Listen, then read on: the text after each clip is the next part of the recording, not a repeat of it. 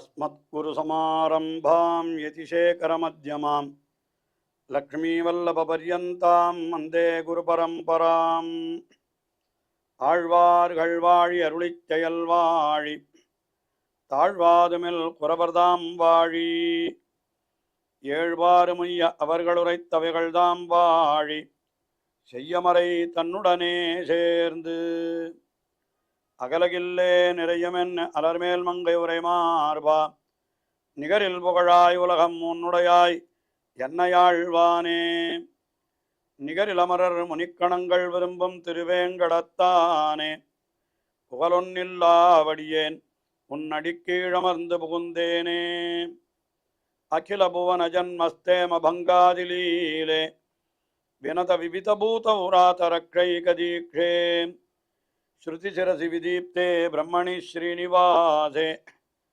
பவது மம பரஸ்மின் சேமுழி பக்திரூபாம் श्रीमान वेंकटनाथार्य कवितार्किककेसरी वेदांताचार्यवर्यो मे सन्निधत्तां सदा हृदि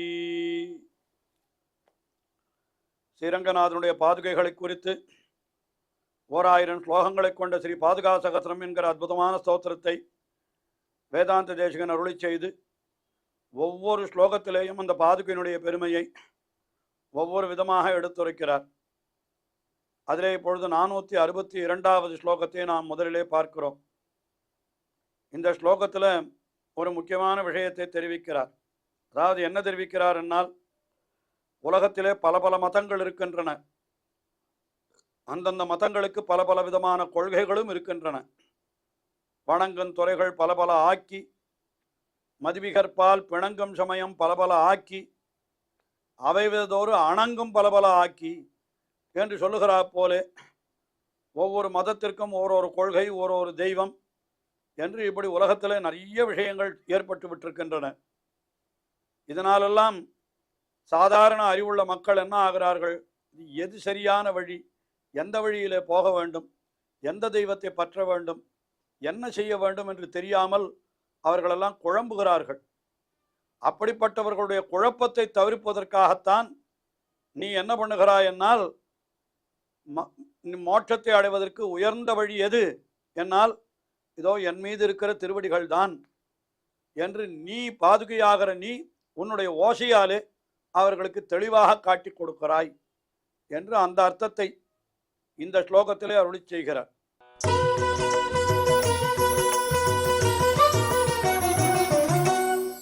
அயமிதி தைஸ்தைஹி கல்பிதான் அத்வபேதான் प्रतिपदमवलोक्य प्राणिनां व्याकुलानां चटुलमणिकलापैः शौरिपादावनित्वं मुकरयसि विहारैः मुक्तिकण्ठापथाग्र्यम् अयम् अयमिति तैः कल्पितान् अयम् இதுதான் வழி என்று அவரவர் தமது அறிவறி வகை வகை அவரவர் இறையவர் என அடி அடைவர்கள்.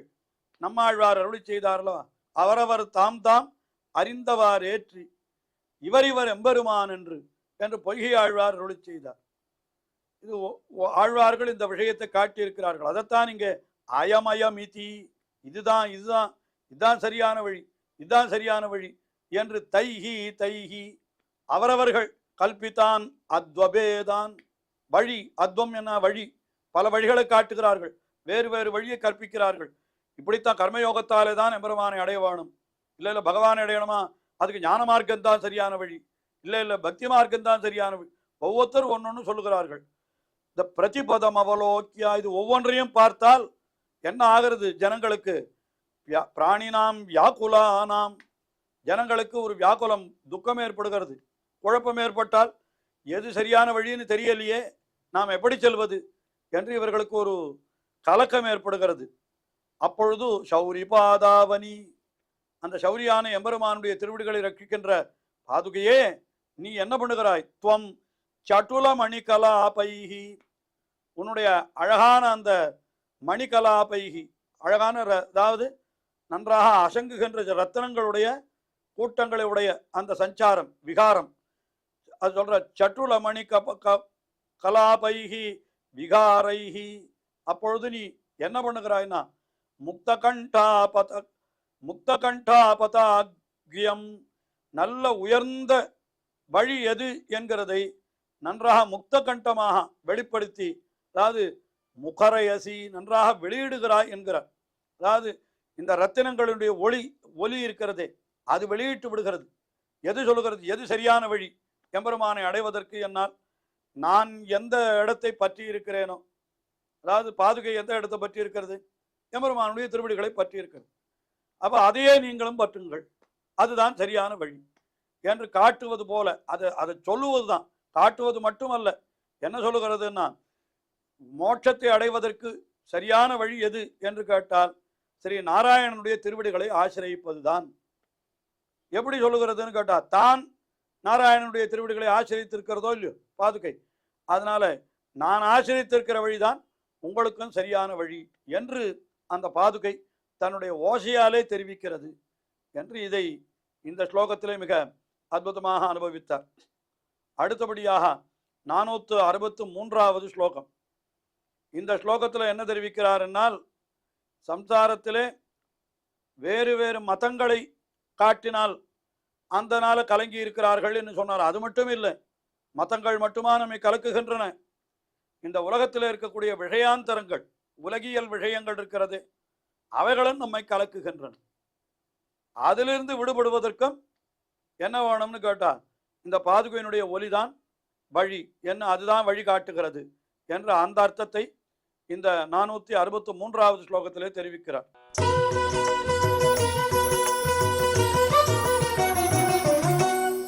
பதகமலமுதாரம் தர்ஷயந்தி முராரே கலமதுர நிநாதா கர்ப்பரத்னைர் விலோலைஹி விஷம விஷய திருஷ்ணா வியாக்குலானி பிரஜானாம் அபிமுகயசி நூனம் பாதுகே மானசானி.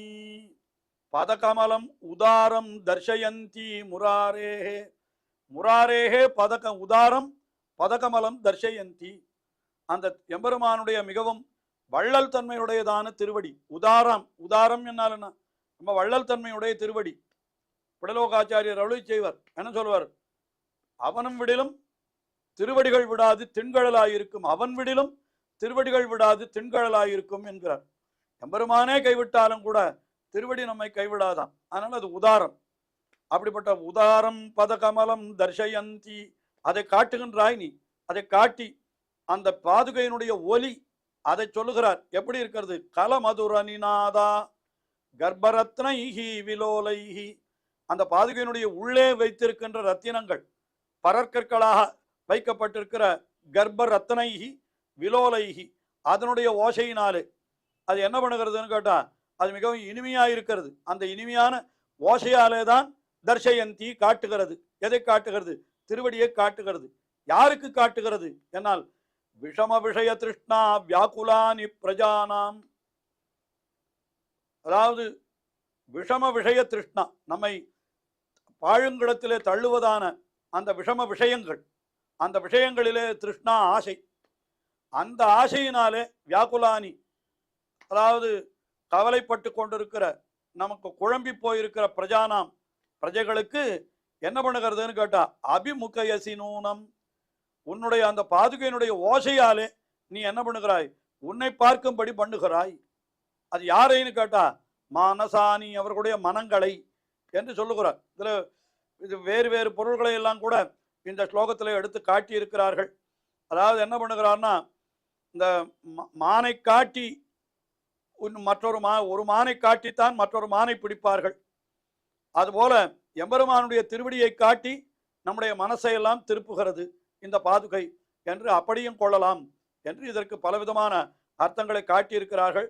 பொதுவாக இந்த பாதுகை தன்னுடைய ஓசையினாலே நமக்கு வேறு வேறு விஷயாந்தரங்களிலே ஏற்படக்கூடிய ஆசையை தவிர்த்து அந்த எம்பெருமானுடைய திருவடிகளை காட்டி கொடுக்கிறது. இதுதான் உயர்ந்த வழி என்று என்ன, அதுதான் இந்த ஸ்லோகத்தில் சொல்லப்படுகிற முக்கியமான அர்த்தம். அது அடுத்தபடியாக 464வது ஸ்லோகம். இந்த 464வது ஸ்லோகத்திலே என்ன தெரிவிக்கிறதுன்னா, மிக அழகாக ஒரு விஷயத்தை தெரிவிக்கிறார். என்ன தெரிவிக்கிறார், தம்முடைய நைச்சானுசந்தானத்தாலே நான் மிகவும் மந்த புத்தி உள்ளவன், உன்னை போய் நான் தோத்திரம் பண்ணுகிறேன் என்று தொடங்கிவிட்டேன். ஆனால் என்னுடைய ஸ்தோத்திரத்தை மற்றவர்களெல்லாம் இகழ்கிறார்கள். இது என்ன ஸ்தோத்திரம் இது? என்னமோ நீ தான் சொல்ல தொடங்கி விட்டாயே என்று சில பேர் என்னை இகழ்கிறார்கள். அப்பொழுது உன்னுடைய அந்த ஓசையானது அவர்களுடைய இகழ்ச்சிகளை எல்லாம் அடக்குகிறது. அப்படியெல்லாம் இகழாதீர்கள் என்று அவர்களை அடக்குவது போல இந்த பாதுகையினுடைய ஓசை இருக்கிறது என்று மிக அழகாக தெரிவிக்கிறார்.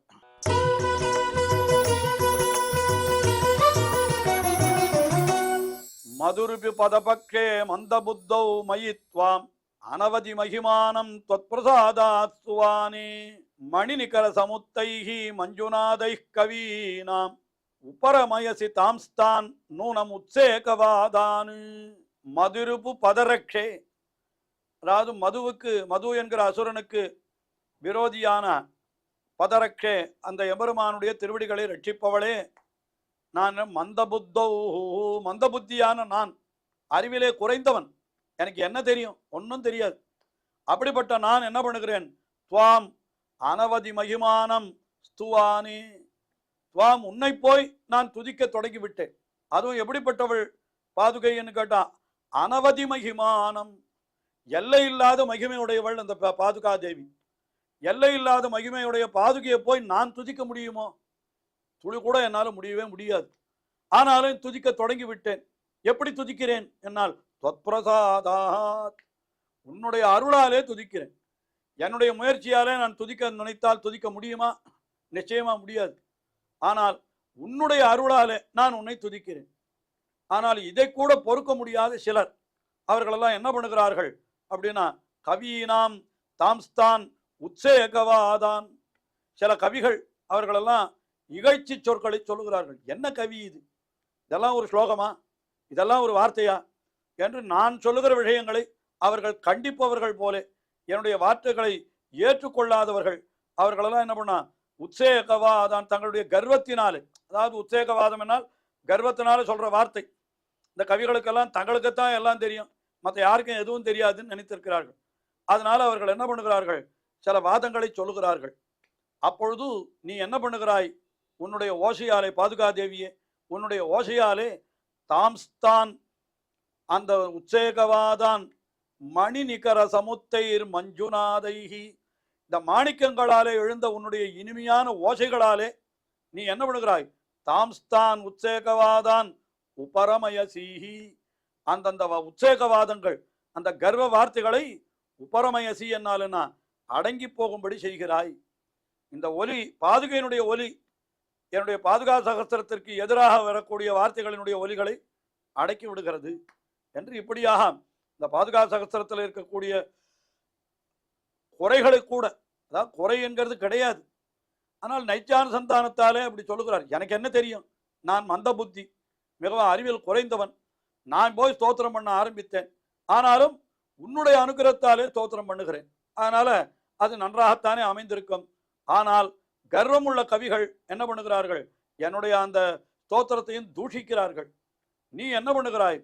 உன்னுடைய ஓசையாலே, அந்த பாதுகையினுடைய ஓசையாலே அந்த என்னை தூஷிக்கிறவர்களை நீ அடக்குகிறாய் என்று இப்படியாக மிக அழகாக அருளி செய்தார்.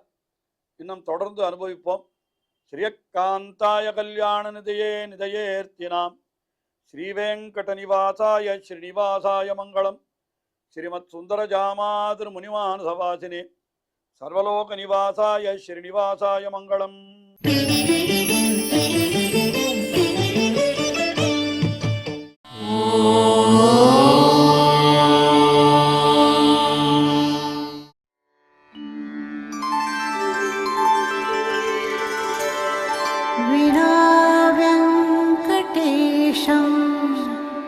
ननाथो ननाथः सदा वेङ्कटेशं स्मरामि स्मरामि. हरे वेङ्कटेश प्रसीद प्रसीद. प्रियं वेङ्कटेश प्रयच्छ प्रयच्छ.